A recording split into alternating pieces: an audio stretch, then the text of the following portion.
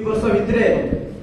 जहाँ मुझे शिखी जानी मो निज अनुभूति मुझे सेयार करने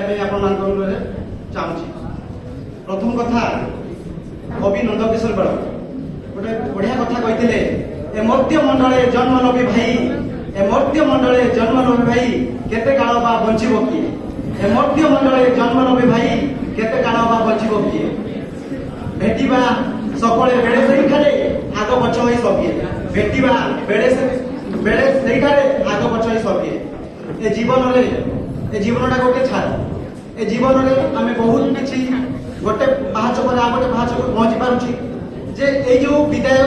ए जो उत्सव पालन करा होछि जो ना दिए ओरोरा ए ओरोरा रे मु जदी कहबी ए उत्सवटी हम पानी हमर जो छोट बड़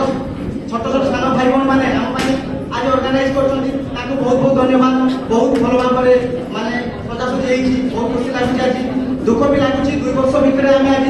आपण मानकु छाडी जाई पारछु पळेबु आ सार मानकु मैडम को पाखरे जा किछि सिखिछु जानिछु से भितरे मु जदी किछि कहबी हमरो PMIC doctor PMIC program east और वेस्ट डॉक्टर पीएमआईसी तो बेस्ट